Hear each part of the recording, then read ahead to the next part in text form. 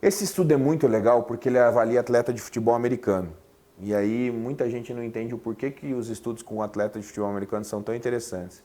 É porque os atletas de futebol americanos treinam força como grandes atletas de força.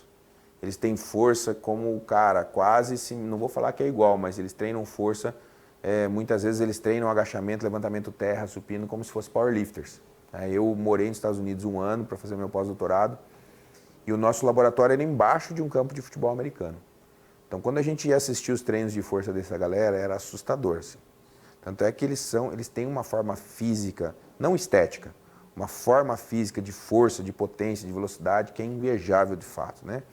Então, quando você fala que você avaliou a força em atletas de futebol americano, provavelmente você avaliou em força em caras que realmente treinam força, tá? O legal desse estudo é que ele fez a contração isométrica máxima em 60 graus, de extensão e flexão, e calculou a razão isquiotibial quadríceps, tá? Ele avaliou exercícios que são muito difíceis de vocês achar em alguns estudos. Por exemplo, o Good Morning. Você não acha a avaliação de Good Morning em qualquer... É difícil achar. Então aí tem Good Morning, ele avaliou flexora sentada, avaliou nórdica, que ele vai chamar de Russian Curl, ele avaliou o stiff biunilateral e o agachamento. E aqui é agudo, né? Coloquei para fazer o exercício e avaliei a ativação, tá? Só para deixar bem claro. Bom, então aqui vocês têm a força de 6 RM, vocês vão ver o quanto eles são fortes, né? Se eu pego todos os sujeitos, eu tenho aqui uma força de 101 quilos para 6 RM. Tanto é que os homens têm um 6 RM de 122, então estou falando de caras que agachavam com 180 quilos. Tá? E as meninas também são muito fortes, porque a média do agachamento delas é de quase 70 quilos. Então, isso para 6 RM. Significa que se você for colocar um RM, essas mulheres agacham com 100 quilos aqui. Tá? Então, são realmente pessoas muito fortes. Bom, quando eles foram avaliar a ativação de posteriores de coxa, ó quem ficou em primeiro e segundo, ó. Flexão nórdica e flexora sentada. Adivinha quem ficou por último? Só que isso tem 16 anos. Nós estamos em 2025, não estamos?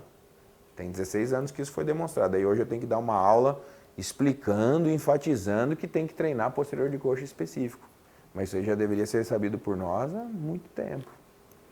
Aí você vê que a ativação de Good Morning e de leg e de stiff é moderada, né?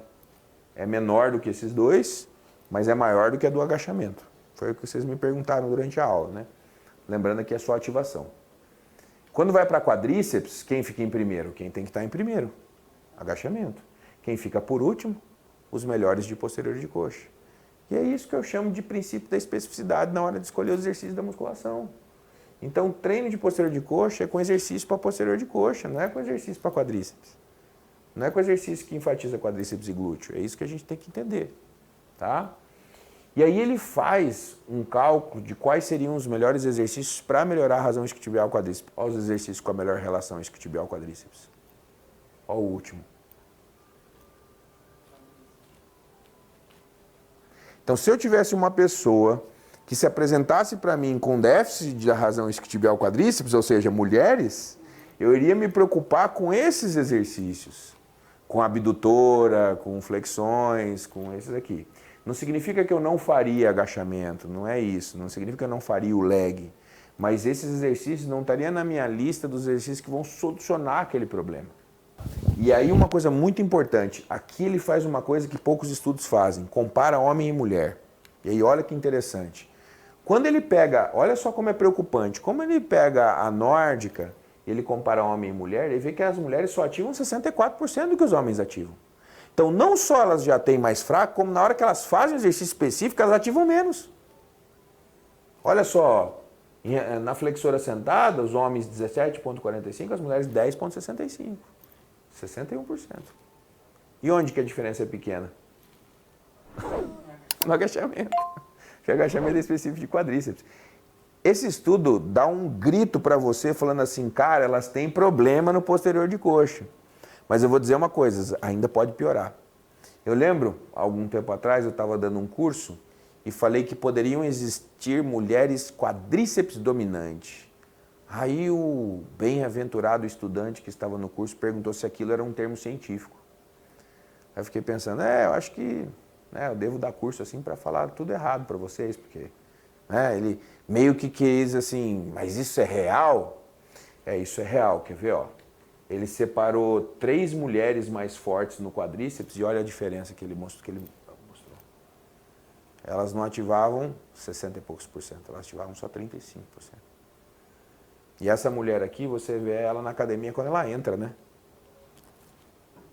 Uma jamanta de frente, para aquela vila de costas, marretada, achatada. Você vê que aquele posterior de coxa fraco, liso, sem volume, sem nada, não aparece, né? Para pior pode acontecer, ainda a mulher faz aquele procedimento no glúteo, né? Aí você olha, ela está de lado, fica aquele negócio assim, e aqui, putz, cara, fica esquisito, né? Então, tudo bem, vamos fazer o procedimento do glúteo, mas vamos pelo menos treinar posterior de coxa, senão o trem vai ficar pior do que parece, né? Então, sim, existem mulheres que ainda podem ter mais déficit de posterior de coxa que o normal. Quem sabe você não é uma dessas, você pode ser, né? Pelo que você fala do teu desempenho do quadríceps, pelo que você fala da dificuldade do posterior de coxa, pode ser que boa parte das tuas dores ao longo dos anos foram criadas por esse mecanismo.